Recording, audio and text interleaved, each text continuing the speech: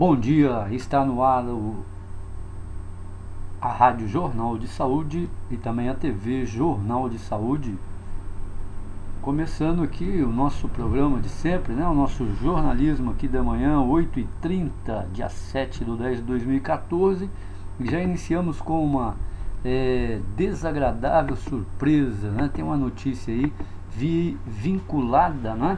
A Folha de São Paulo e veiculada à Folha de São Paulo. Por que eu digo vinculada? Porque a Folha de São Paulo parece que está com uma tendência, né, pró decidir eleição em 2014. Não chega a manchete do dia 5, onde faltou só colocar os resultados, né, das urnas, o que seria impossível para a Folha de São Paulo na sua ânsia futurológica, não é? E também hoje já anunciando como certo, né? Apesar que o texto diz o seguinte, que a Marina ainda está pensando, que vai se reunir com Aécio Neves e sua cúpula, né? E para ver os pontos que podem convergir, que podem acordarem, né?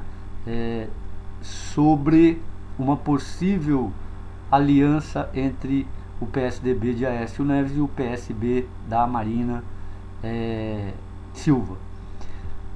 Bom, se eu fosse só ler a manchete e refletir aqui com vocês nesses 30 minutos que nós temos, né? Nós não vamos utilizá-los obviamente para isso, porque tem coisas mais importantes.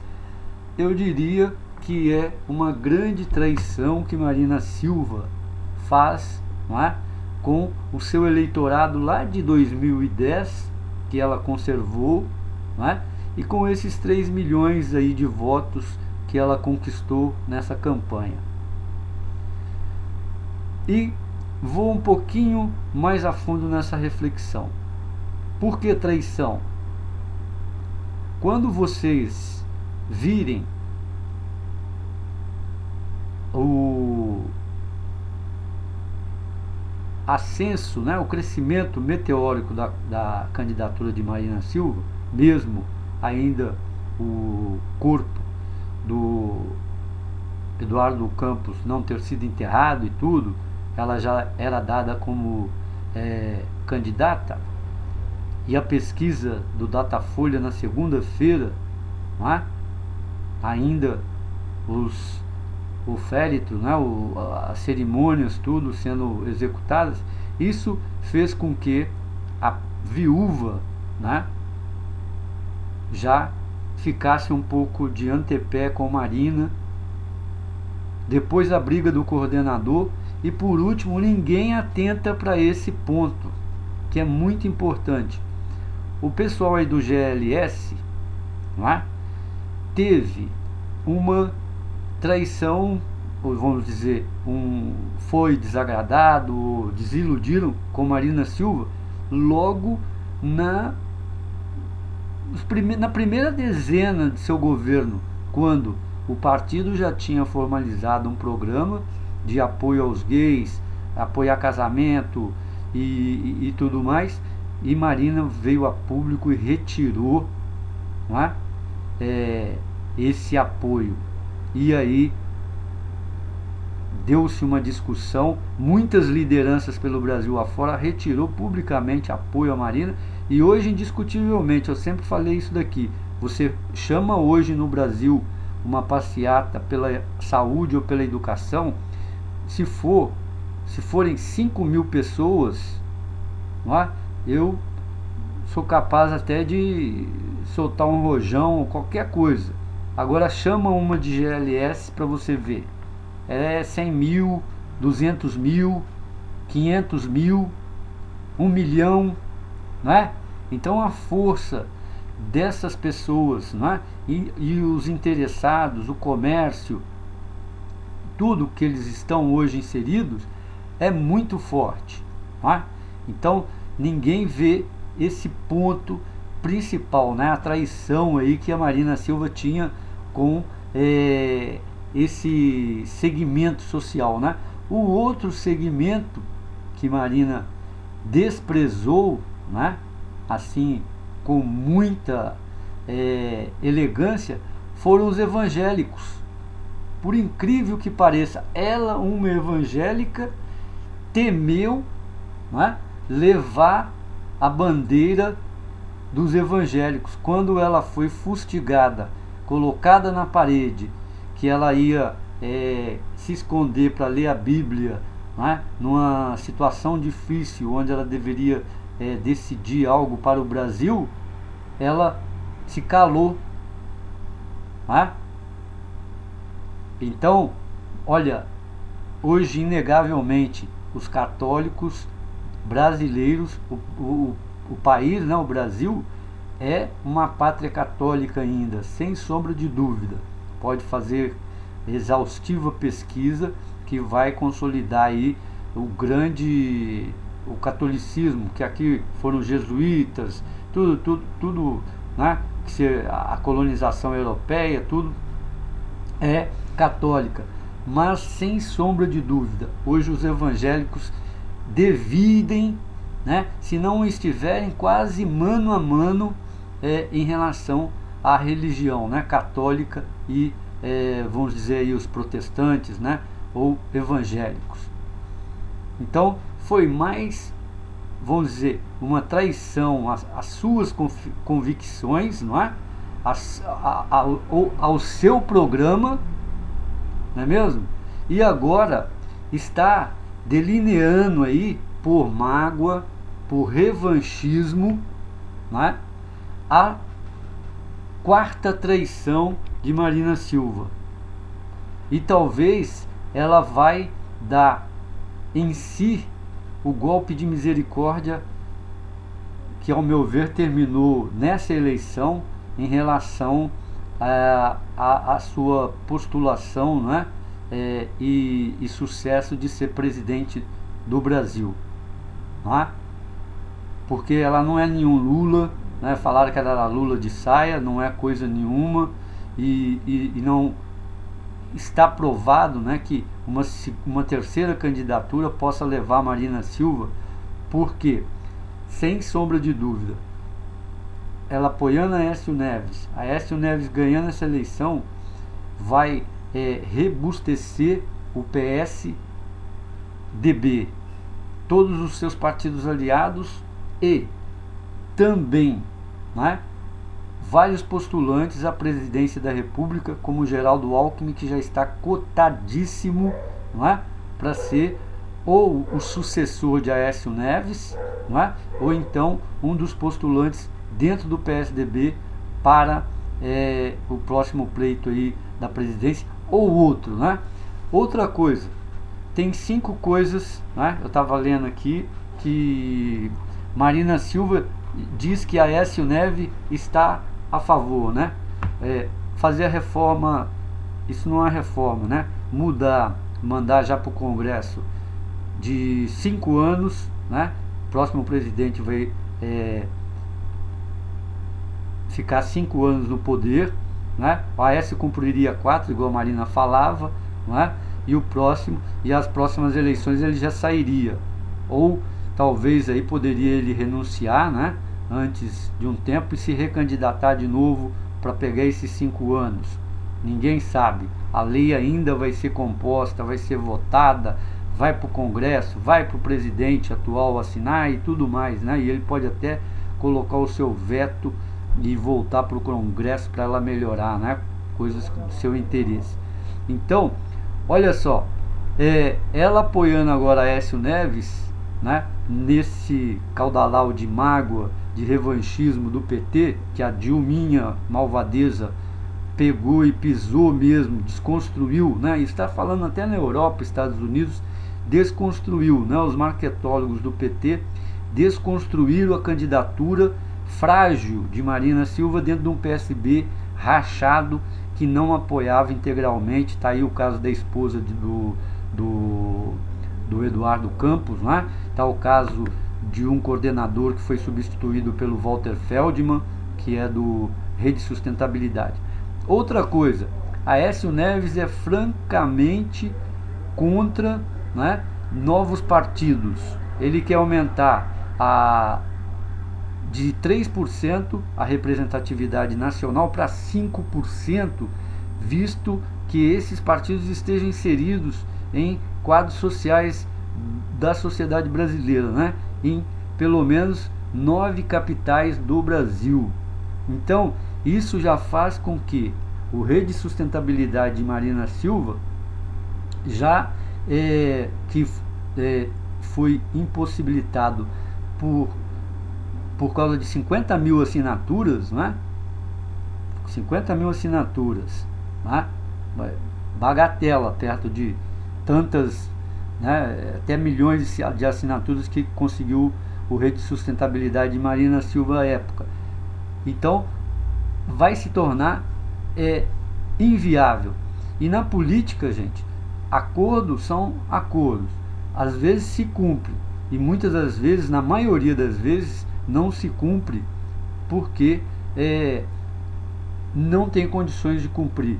Pode ser que a vontade de Aécio Neves seja do seu grupo tal, mas quando chegar dentro do Congresso, dentro de um Senado, não vai se cumprir, porque nós lembramos aqui, Fernando Henrique Cardoso foi acusado nacionalmente de comprar votos a R$200 mil de deputados no Congresso para provar o mandato, né, 2 mandatos de 4 anos cada um, que eram 6 anos, né, e não tinha reeleição. Então, tá aí talvez, né, sem sombra de dúvida, já era uma prática antiga, o início do mensalão que o PT comprou, né? Outra coisa que nós temos que lembrar muito bem, né, Dona Marina Silva, como que ela pode encarnar, não é? Aí ela está sendo extremamente inocente, útil, né, e infantil. Como que ela pode encarnar em Aécio Neves a nova política e uma mudança, né? Lembrando a mudança que o pessoal de 2013, né, junho e julho, vieram às ruas e, né, pediram. Não tem como, né? Não vi Aécio Neves num palanque, né? Eu acho que ele estava comendo filé mignon, tomando suco e passeando de jatinho por aí, não é? Enquanto que o povo estava na rua levando borrachada, né? Mulher grávida, velho, criança, quem estivesse, bomba de gás lacrimogênio, né? E nos noticiários levando o nome de baderneiros e outros nomes aí, arruaceiros, né? Radicais, comunistas, socialistas e não sei mais o que, né? Fascistas, que tinha mesmo no meio. Então é muito frágil. E se formos lembrar a trajetória do Aécio Neves no estado de Minas Gerais, também é difícil você encarar como nova política, né? Nós temos aí pontos cruciais na economia mineira, que são os royalties dos minérios, que eles não conseguiram, nem ele nem o Anastasia, aumentar o percentual para o Estado, né? É muito barato o minério que se tira daqui. As leis de proteção, né, depois de revitalização das minas, né? Pelo contrário, as mineradoras avançaram em sítios ecológicos do estado de Minas Gerais, assim, numa ganância desenfreada, que tem que ter movimentos, não é, por tudo quanto é parte do estado, para preservar a natureza, não é, ou fazer aí essa tirada de minério na sustentabilidade, né, da melhor maneira possível. Tem reformas de estradas, né? Tem aqui o anel rodoviário, passou no governo dele, entrou Anastasia, até hoje não foi reformado.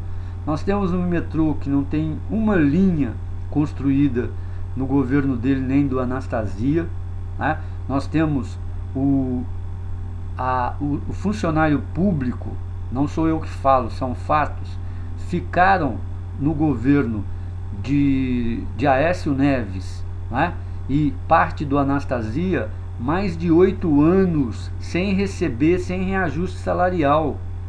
Os professores, segundo aí o candidato do PT mais votado a governador, são os piores salários do Brasil.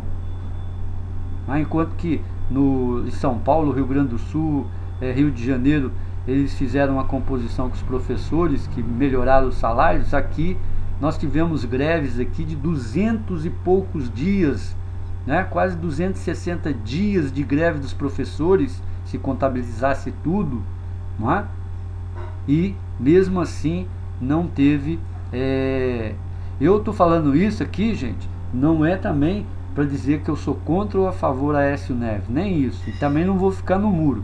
Eu estou só colocando aqui os pontos que a Aécio Neves não tem propositura de político novo, de política nova, e também não tenho crença de que ele vá fazer as reformas tributárias, políticas e econômicas que o Brasil precisa, não é? Agora, o que acontece? Só uma outra coisa que não é da política nova.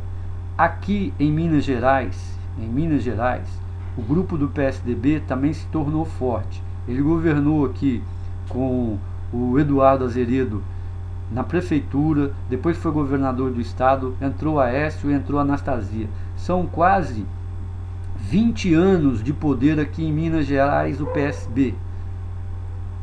E eles criaram aqui o Mensalão Mineiro, que envolve o partido do PSB, né, PSDB, envolve Cláudio Mourão, envolve Aécio Neves, envolve Valfrido Marisgria, Eduardo Azeredo, o Clésio Andrade, vice-governador de Aécio Neves no estado de Minas Gerais na sua gestão, depois entrou Anastasia. Então envolve toda uma cúpula do PSDB que vai ser julgado ainda. Ninguém se esquece, né, que Eduardo Azeredo era deputado federal, renunciou ao mandato de deputado federal para que seu processo saísse da esfera do Supremo Tribunal Federal, né? Todo mundo com medo do Joaquim,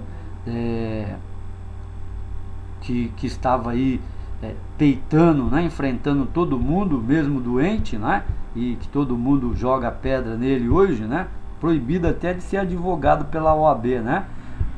Isso mesmo. Então, e veio com a sua renúncia, o processo vai ser julgado aqui, né? Agora, com a justiça brasileira, que tem um setor conservador, né? Para não dizer político, carguista, né? Que recebe cargos, nomeações através de governadores e presidentes. Então ninguém sabe se vai ser daqui 5 anos, né, ou 10 anos, ou o ano que vem, o julgamento do Eduardo Azeredo. Então, com todo esse e muito mais, né, isso aqui que eu estou falando, eu não sei nem 10%, né, dos conflitos palacianos e da administração do estado de Minas. Sei que tem aí uma grande discussão, não é o Fernando Pimentel, foi o Tarcísio Delgado que aventou isso, que tirou esse coelho da cartola. Perguntou como é que foi a administração do PSDB tão boa no estado, e o estado de Minas passou hoje, né? Ele está em 6º lugar na União, e era o terceiro, e oscilava às vezes entre segundo, né, e terceiro. Aí fica difícil, né? Isso é uma administração de Aécio Neves, uma administração do PSDB. Fica difícil de você responder. O pessoal acha a boca miúda aí nas ruas, né, que isso é propaganda política, mas não é. O próprio PSDB quis se defender e disse que a Dilma e o governo federal que tirou indústrias de ponta, de base de Minas Gerais e mandou para outros estados com a guerra fiscal. Um outro ponto, ele é contra a guerra fiscal, né? Ou seja, antidemocrático, porque cada estado tem sua constituição, cada estado pode sim oferecer um imposto que ele bem entender. Se a sua sociedade assim se agradar, achar que é justo, pode sim oferecer 5% de isenção ou 10%, quanto que eles acharem, né? Para atrair capital, atrair indústria, atrair investimento para o seu estado. Isso é democrático, gente, e é constitucional, né? Cada município tem sua constituição, cada estado tem sua constituição, e nós temos a nossa Constituição Federal, não é mesmo? Então é bem interessante ver talvez o grupo da Marina, né, que elegeu aí 5 deputados, parece, federais, né, esteja achando que o PSB, como muitos analistas políticos estão dizendo, cresceu, né, e o Rede de Sustentabilidade vai ser um partido forte, ou seja, uma terceira via dentro do Brasil. Não vai, né? Não tem condições. 21 milhões ou 25 milhões de votos não expressa nunca 202 milhões de brasileiros, né? É a 10ª parte, né, gente? Então é um partido que tem que ainda, né, fazer a sua história, para contar a sua história, não é? Como o PSDB tem sua história dentro, a sua raiz dentro do PMDB, né? Foram pilastras do MDB ainda, do MDB, que lutaram contra a ditadura, que fizeram o PMDB, foram para um outro caminho, fundaram o PSDB. Agora, o Rede de Sustentabilidade é um partido novo, né? Que vem de muitos, ela quer abraçar todo mundo, né? E não conseguiu. Então eu vejo aí uma grande Marina Silva e a sua Rede de Sustentabilidade, o seu Walter Feldman, né? E outros aí, inocentes úteis, né? Magoados, né, pela derrota, e vão apresentar com esse apoio a Aécio Neves aí um grande revanchismo, o que em política é tiro no pé, não é? Lá pela frente, com certeza, esse mesmo eleitorado aí que apoiou Marina Silva, né? Estou dizendo aí os gays que jogaram pedra na cruz nela depois, e esse eleitorado que permaneceu fiel a esses 18 de 2010% e 21, e qualquer coisa de agora, de 5 de 2014, não vai ficar com Rede de Sustentabilidade. O PSB não tem compromisso nenhum com Marina, né? Tinha com o Eduardo Campos, e já é aliado, né, há muito tempo do PSDB em todos os estados do Brasil, né? O PSB, infelizmente, cresceu, né? Foi quem o fundou, o Miguel Arraes, um grande político, né, que foi mandado embora do Brasil, exilado e tudo, mas ele cresceu fazendo alianças, né? Ele cresceu na cauda do cometa e na luminosidade de outros partidos, principalmente do PT, não é? E do PSDB, um partido de esquerda socialista, né? Mas que não tem aquela identidade, aquilo que eu estava falando para vocês, a sua história, né, dentro do país, né? Já chegou na lei de anistia, né? Teve que sair fora, é claro, comunista, socialista era preso, era torturado, morto, né? Quando tinha oportunidade, por ser de família influente, né? Ser formado em curso superior e tal, caía fora, era exilado, né? Quando era bucha de canhão, né, operário e tal, e mesmo aquelas pessoas ainda de famílias boas, e ficassem renitente, reclamando e organizando grupos, era preso, torturado e, né, assassinado nos porões da ditadura. Isso aí, sem sombra de dúvida, é história factual, né, com fotos, com tudo, depoimentos, livros. Não sou eu que estou inventando e nem quero contar o conto para aumentar o ponto, né? Agora, gente, eu falei que eu não ia ficar aqui o tempo todo falando nisso, mas já está 8h52, olha só, o tempo voa. O ebola chegou na Espanha, gente. né? Quantos dias, minutos aqui nós minutamos aqui falando desse ebola, né? Falando da temeridade que a Europa sentia em que suas fronteiras fossem invadidas, né, pelo ebola. Não tá nenhuma celeuma, né, gente? É um caso. Tá bom, já chegaram 4 infectados nos Estados Unidos, morreu um padre lá na Espanha, tudo bem. Mas agora eles gostam muito de usar essa palavra, né, autóctone, né, autóctone. Quer dizer, essa contaminação na Espanha se deu dentro da Espanha, né? Não foi um espanhol que estava lá na Libéria, Guiné ou Serra Leoa, que saiu de lá contaminado, ou depois daqueles 3 dias, 21 dias, chegou na Espanha e se contaminou. Não, ele pegou dentro da Espanha. Quer dizer, tem uma cepa virótica do ebola dentro da Espanha.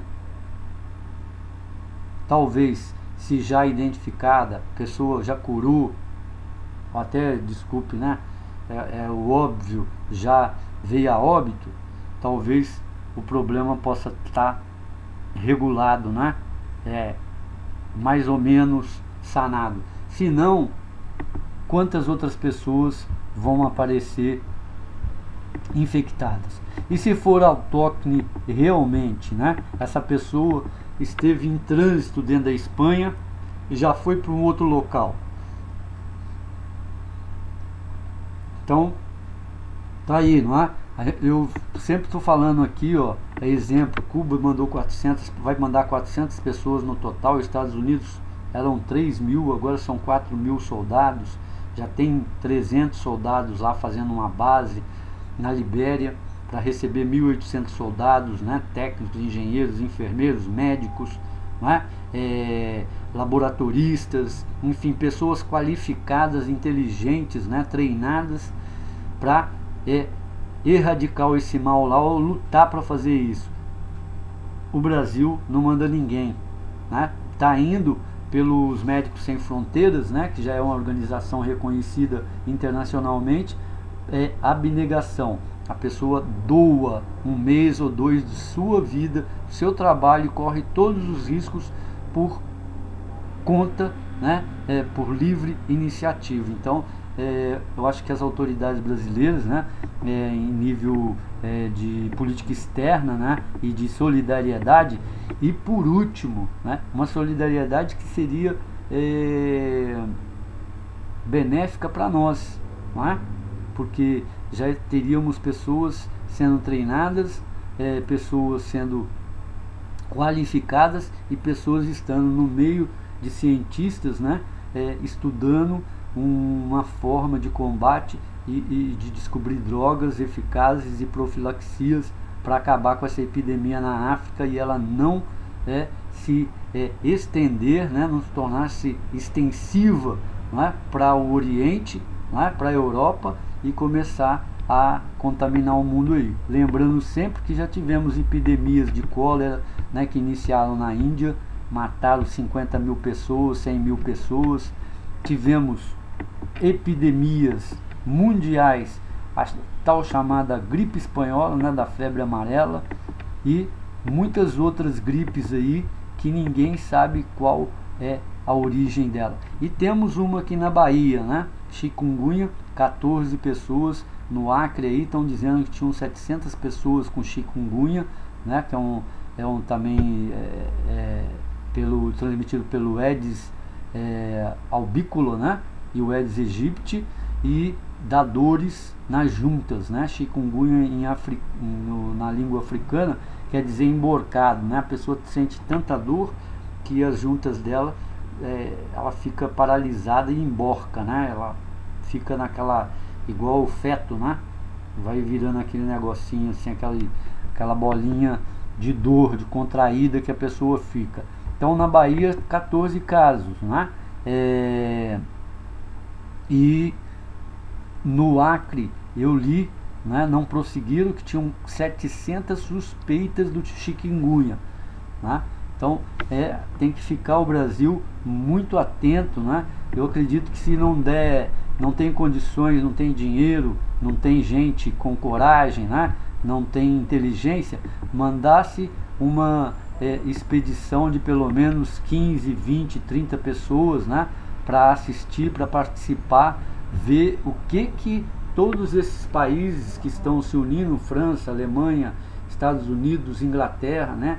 Cuba, estão fazendo na Libéria, Serra Leoa, Guiné, em relação à epidemia do ebola, né? Que está aí a notícia, né? Não sou eu que estou aqui lendo, nem querendo pôr temor em ninguém, não. Chegou na Espanha um caso autóctone, né? Na própria Espanha que a pessoa foi contaminada, ela não saiu da Espanha, e a única evidência foi que um padre espanhol que estava em missão na África foi contaminado e veio a óbito, né? Faleceu por causa do vírus do ebola, que ironicamente, gente, é transmitido, né? O foco dele em 1977, quando o primeiro cientista descobriu, foi o segundo, consta aí a história, de um morcego, né, que se alimenta de frutas. Ele é imune ao vírus do ebola. Só que o ser humano, né, como até já fizeram com o gafanhoto, quando ele destruía lavouras de trigo e de alimentação na Europa, principalmente na França, eles iam lá e comiam o gafanhoto, né, na intenção de que estariam bem alimentados, que é proteína. Só que teve inúmeras doenças. Aí os franceses aboliram essa ideia realmente, não é? E com esse morcego frutífero, né? O ser humano começou a adquirir, né, pela carne do morcego frutífero, o vírus do ebola, e a transmitir, né, por saliva, o beijo, o sexo, né, os fluidos, né, e sangue, qualquer fluido para outras pessoas, e se tornou aí essa coisa que está aí hoje, né? E eu só posso falar para vocês isso. Eu, desde que estou acompanhando aí de junho para julho, o ebola estava lá na ordem de 700 pessoas que ele tinha matado. Hoje nós temos aí a casa, né, em menos de 2 meses, já 3.500 pessoas, né? Foi a última cifra mais ou menos que eu vi aí do ebola, que já fez de vítima, né, de pessoas contaminadas. Aí você põe gente aí, né? Que na África tá nos países desenvolvidos como o Brasil, a notificação para as autoridades sanitárias, né, vigilância sanitária, etc e tal, é pouca, né? E vamos supor aí, de cada 10 casos, um é informado oficialmente e tal. Na África eles nem aceitam, né? Eles estavam fazendo até movimentos contrários, não é? Em relação ao ebola, falando que o ser humano, né, o branco é que tinha inventado essa doença para contaminar o negro, matar o negro. Agora, tudo é possível, né? Todo mundo fala. Ontem eu vi da lei de Schumann, raio de Schumann aí e tal. Eu vi um homem falando, um cientista físico, um cara respeitado aí no Brasil, né, que os laboratórios criam doenças para depois criar remédios e vender e ganhar muito dinheiro, né? E que esse negócio de CFC é balela, que os caras inventaram um outro gás, não é? E ele era mais caro, um custava R$10, o outro custa 140. E aí resolveram detonar o CFC, né? Que é o carbono, o flúor, né? Esqueci o outro, né? Cloro, parece. Cloro? Não vou falar de cabeça, que eu não lembro o nome do outro com certeza, né? Então, veja só. Agora a gente precisa provar, né? Porque isso é crime. Crime contra a humanidade, né? Um crime perverso, hediondo, até mesmo nem bárbaro, né? Porque você sabe que vai espalhar uma doença numa aldeia, numa sociedade ou num bairro, né? Como uma guerra química biológica, para depois você vir com um remédio. É meio esquisito a gente conceber isso, mas existe, não sei, né? Eu nunca passei por isso, né? Agora eu não vejo como um cientista doente, maluco dessa natureza possa fazer isso, porque todo mundo sabe a doença, né? Você não tem controle sobre ela totalmente não, né? Você pode fazer uma cirurgia bem sucedida, porque você tem controle sobre ela, você sabe tirar o sangue do corpo da pessoa, né? Dar uma parada ali no batimento cardíaco, estancar a hemorragia, né? Pinçar lá a veia que está saindo muito sangue, você fecha ela ali com a pinça tal, interrompe, limpa todo o campo cirúrgico tal, faz a cirurgia, limpa, tira o que você quer tirar tal, aí depois você faz a sutura, que você sabe que vai desmanchar e não vai contaminar, né? O campo todo mundo limpinho, tudo bem na asepsia, fecha tudo, liga aquela veia de novo, né? O fluxo sanguíneo, fecha tudo, desliga da máquina e o paciente vai ressuscitando novamente, voltando, e aí não dá infecção, não dá inflamação. A cirurgia foi um sucesso, porque você sabe, né? Do início, o meio e até o fim, todas as técnicas. Agora a doença não, você joga aí uma onda de bactéria aí no ar, não é? Na água, onde for, para depois você curar com remédio, é meio esquisito, né? Pode ir você, pode ir sua família, pode ir seu cachorro, né? Quem você quiser para o beleléu. Gente, muito obrigado, saúde e paz. Até amanhã às 8h30. Me desculpe aí que eu estou dando uma predileção para a política, né? É porque o momento assim exige, né? Devido aí o que nós estamos passando aí das nossas eleições, né? E tanta coisa que está nos deixando, né? Me desculpe falar aqui, né? O literato, né? Estupefatos, né? De tanta coisa que está acontecendo aí no campo das pesquisas, né? Das traições, das convicções, onde os políticos, né? Se aliam e esquecem tudo que eles falaram e tudo mais. É por aí. Muito obrigado, saúde e paz para você, uma ótima terça-feira e até amanhã.